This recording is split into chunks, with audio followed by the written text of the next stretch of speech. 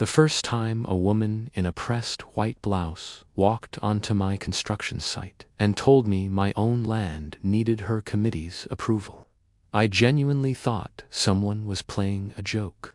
I stood completely still for a moment, coffee in hand, just processing what I had heard. I was wearing work boots caked in Arizona dust, the smell of cut lumber and diesel hanging in the dry morning air, and this woman was explaining, with complete and total confidence, that my roofline required HOA authorization before I could continue building on land I legally owned. That was the moment I understood something uncomfortable about power. It does not require intelligence to feel sacred. It does not require knowledge to feel absolute. It only requires an audience that has never once looked it in the eye and said no. A few years before that morning, my life had quietly fallen apart in the way lives sometimes do, not with one dramatic moment, but with a slow, steady accumulation of loss. My marriage ended.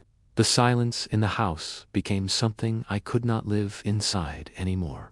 I drifted through rental rooms and short-term jobs, taking electrical work and small construction contracts wherever I could find them. I told people and myself that I was between chapters. The honest truth was, I had no idea where I was going, or whether I was going anywhere at all. Then I found 3 acres of dry land north of Scottsdale. The listing was simple. The price was right. But the moment I stood on that ridge and looked out at the desert rolling toward the horizon, something settled in my chest that had not been settled in a very long time. No neighbors pressed against the fence line. No streetlights washing the sky into a dull orange glow. Just open desert, saguaro cactus standing like old sentinels, and a view that changed color every hour of the day. It felt like ground that had been waiting for someone willing to stay. Before I touched a single shovel, I spent weeks checking everything. Zoning classifications, parcel maps, deed history going back decades, easements, utility lines, county records. I was not going to build something real on uncertain ground. Not again. My attorney reviewed every document I brought him and confirmed what the records already showed clearly. The land was designated private rural use. It had absolutely no legal connection to the Sun Mesa Ridge residential development sitting on the other side of the hill. The ground was clean. The title was clean. Everything was clean. Once I had that confirmation, I drew up my plans. A single-story ranch house with a metal roof, a wide front porch that faced west, a proper workshop in the back, and a garage tall enough to fit my equipment without ducking. Nothing extravagant, nothing flashy, just solid, useful, and entirely mine. The permits came through without a single problem. Every box checked, every form approved, every inspection passed before construction even began. The morning my crew arrived and the generator hummed to life for the first time, I felt something I had not felt in years. I felt like I was actually building something that mattered. The first hours of that first day were exactly what I had pictured. Gravel popping under truck tires, the generator humming steadily, my crew laying out the foundation with the kind of focused quiet that only happens when experienced people are doing work they understand. I walked the property with my coffee and let myself imagine the whole life I was about to have here. Then she pulled up. I heard the car before I saw it. A clean, late-model vehicle that had no business being on a dirt construction road. She parked at the edge of the site and stepped out like she was arriving to conduct an inspection of territory she had already decided belonged to her. Pressed white blouse with an HOA emblem stitched neatly above the pocket. Blonde hair set perfectly despite the morning heat. Clipboard tucked under one arm like a sidearm, ready to be drawn. She did not walk toward me so much as she advanced, and she did not introduce herself so much as announce herself. Karen West, president of the Sun Mesa Ridge Homeowners Association. Construction on this site must cease immediately. Those were the first words she said to me. Not hello, not good morning, not even a question, just a declaration, delivered like a verdict that had already been handed down somewhere she controlled. I looked at her for a long moment before I responded. Not because I was intimidated, because I was genuinely trying to decide if this was real. Then I told her plainly, this land is not part of your association. You do not have a vote here. You do not have jurisdiction here. I would like you to leave. She did not leave. She started pulling phrases out of some invisible manual. Architectural harmony, community standards, adjacent parcel review requirements. She even informed me that my construction crew would need to sign visitor agreements before continuing work on property that belonged to me. I pulled out my city permits. I walked her through the county confirmation. I explained, as clearly and patiently as I could manage, that every single piece of documentation supported one conclusion. She had no legal authority over this site, this land, or anything happening on it. She leaned in slightly before she turned to leave, and said it quietly, almost gently. We can have this shut down. It should have landed like a threat. Instead, it sounded like a person who had spent so many years never being told no that she had genuinely forgotten no was a possible answer. She walked back to her car, drove off down the dirt road, and disappeared in a thin cloud of dust. I watched her go and thought the whole encounter was strange but probably finished. A territorial person who had overstepped and been corrected. I went back to my coffee, and my crew went back to work. I did not understand yet that strange was already behind us. What had just begun was something with a completely different name.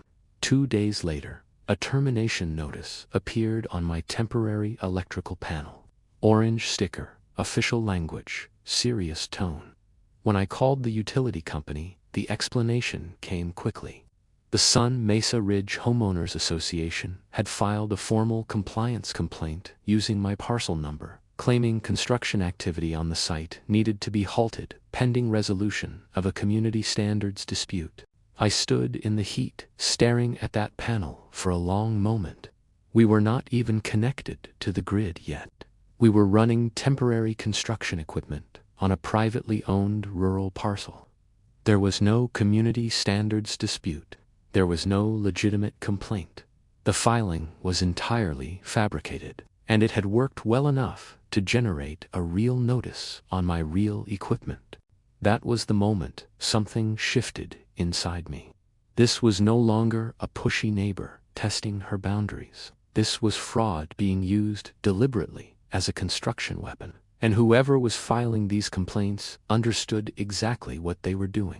After that, the harassment arrived in organized waves. A noise complaint filed before my crew had started work for the day. An environmental complaint alleging chemical dumping on a site, where the only chemicals present were the diesel in the generator and the coffee in my thermos. A report about suspicious commercial vehicles, which turned out to mean someone had observed construction trucks at a construction site.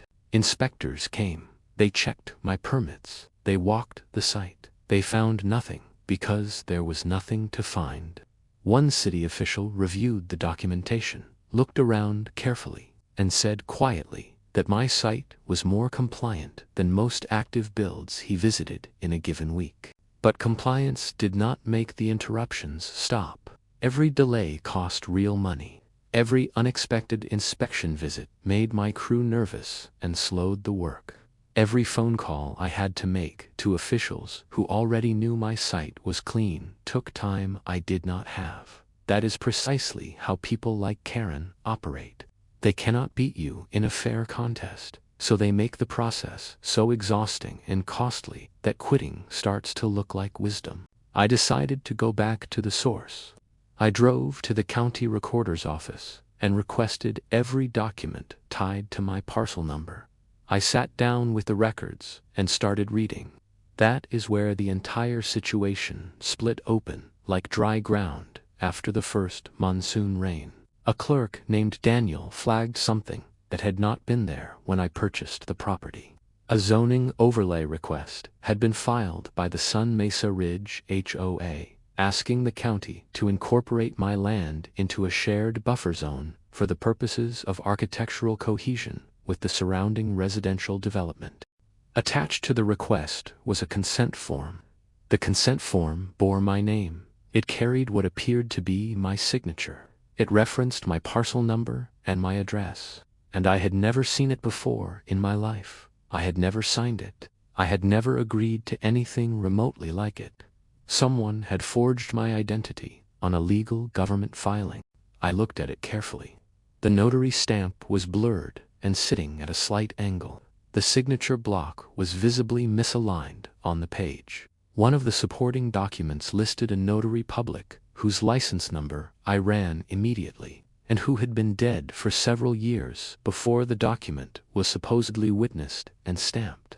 This was not sloppy paperwork. This was a deliberate fabrication submitted to a government office with the intention of transferring legal control of my land to an association I had never joined, had no relationship with, and had not consented to in any way. This was an attempted land grab dressed in bureaucratic clothing. My attorney moved the same day I brought him the documents. We filed a formal challenge to the overlay request. We reported the forgery to the county attorney's office and to the state. We secured an injunction, and we began documenting everything connected to Karen and the Sun Mesa Ridge HOA with the kind of systematic precision that I had learned years earlier doing electrical work. Because, in both fields, what you cannot prove might as well not exist. Karen, apparently operating under the assumption that none of this would catch up to her, continued escalating. One morning, I arrived at the site to find garbage dumped along the fence line, torn bags, broken glass, fast food wrappers, and mixed, throughout it all, shredded HOA newsletters. Like someone wanted to make sure I understood exactly who had sent the message. That same afternoon, one of my rented excavators had been keyed along the entire length of the machine. 2 tires had been slashed. A deputy came out, watched the camera footage with me, and suggested it might have been teenagers passing through. I thanked him politely, went home, and spent the evening installing a complete security system. Infrared cameras, motion-activated floodlights, audio recording, and off-site cloud backup for every file. I was finished waiting for decency to show up on its own. If Karen wanted to operate at night, I was going to make sure the night had very good lighting and very clear timestamps. Then she made the move that collapsed everything she had built. At 1:42 in the morning, 2 men in reflective safety vests arrived at my gate in an unmarked truck. They cut the chain with bolt cutters, drove onto my property, walked to my electrical panel, and attached a red condemnation sticker to it. Official looking, authoritative, completely fabricated.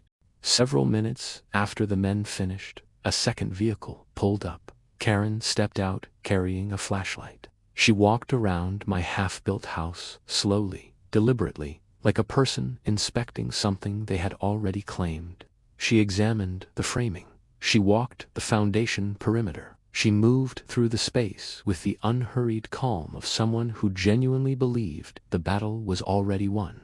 Every second of it was recorded. Infrared footage with crisp detail, synchronized audio capturing footsteps, voices, the sound of the chain being cut, precise timestamps on every frame.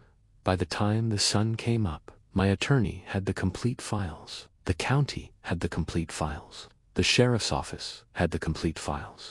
The deputy, who watched the footage on my phone, was quiet for a long moment after it ended. Then he said simply, "Well, that is bold."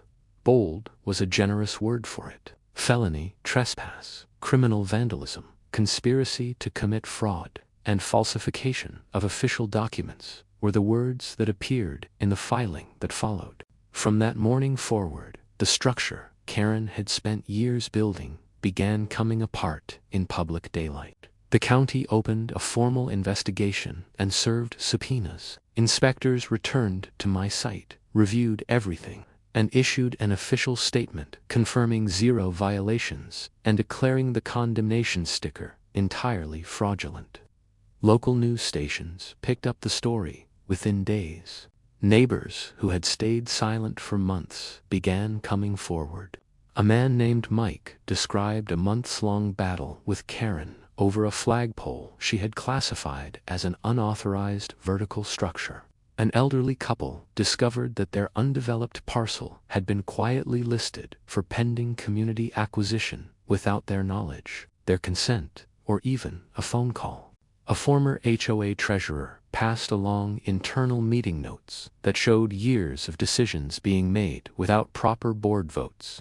Another resident produced photographs of cameras that had been installed on HOA property and aimed directly at neighboring private land. The picture that emerged was not of one difficult woman. It was of a years-long systematic effort to control, intimidate, and ultimately absorb property that was never hers to touch. When deputies arrived at Karen's home with a valid search warrant, she came outside shouting that she was being persecuted and targeted. That argument carries limited persuasive weight when officers are already carrying labeled evidence boxes to vehicles parked in your driveway. Inside the house, they found pre-filled violation notices with my name already printed on them. Maps showing fabricated HOA boundaries stretched far beyond any legitimate jurisdiction. Detailed financial records, and a flash drive with a folder labeled building freeze plans. The hearing occurred 67 days after Karen was placed under arrest in her own driveway. She sat at the defendant's table in a carefully chosen beige suit, her expression arranged into something intended to communicate that a reasonable person had been caught up in a misunderstanding. The judge did not appear interested in the performance. My camera footage played on the courtroom screen in full. Karen on my property at 2 in the morning. Karen directing the men placing the fraudulent condemnation notice. Karen walking her flashlight through the framing of a house she had spent months trying to prevent from existing. Then came the forged documents, the deceased notary, the fabricated complaint records, the financial trail, the emails, the neighbor testimonies, stacked one after another. Her attorneys presented 3 arguments in sequence: confusion, clerical error, and unauthorized action by other board members. The judge considered each one with an expression that suggested she was evaluating whether visible impatience constituted a breach of judicial conduct. It did not take long. Karen was convicted on charges of fraud, criminal trespass, harassment, falsification of legal records, and conspiracy. The sentence included probation, substantial community service hours, full financial restitution, and a permanent lifetime ban from serving in any HOA leadership role anywhere. The Sun Mesa Ridge Association was dissolved entirely and placed under outside supervision, pending a complete forensic audit. Residents received reimbursement for years of improperly collected fines. I received damages covering construction delays, vandalism, repair costs, legal fees, and the months of carefully calculated stress that Karen had delivered to my door as though it were a service she was entitled to provide. 2 months after the verdict, my house was finished exactly as I had drawn it. The porch faced west, just as I had planned. The metal roof caught the last light of every evening and turned it into something worth watching. My workshop smelled like cedar shelving and machine oil and honest work completed on honest ground. I sit out there sometimes when the desert goes quiet in the evening, and I think about how close I came to surrendering all of it to someone who had simply confused the feeling of authority with the right to use it. At my gate, there is now a small brass sign mounted beneath the private property notice. The message is short, not part of any HOA. Below that, one more line: just ask Karen. What the entire experience taught me comes down to something simple enough to say in one breath: greed rarely wears a mask. Most of the time, it arrives, organized, confident, holding a clipboard, and speaking the fluent language of community values and shared standards. Counting on you being too tired or too uncertain to examine what is actually being said. But documentation outlasts intimidation every single time. Records do not get tired. Evidence does not forget. And the same paperwork that a bully uses to make your life difficult works just as powerfully in the hands of someone who refuses to be pushed off what is rightfully theirs. So I want to leave you with one honest question. When someone disguises theft as enforcement and dresses control in the language of community, what does real justice actually look like? Is it the verdict in the courtroom, or is it making certain they can never do it to anyone else again? If you have ever faced someone who believed your rights were negotiable, I want to hear where you drew the line. Tell me your story, because I am certain I am not the only one who has stood on that ground.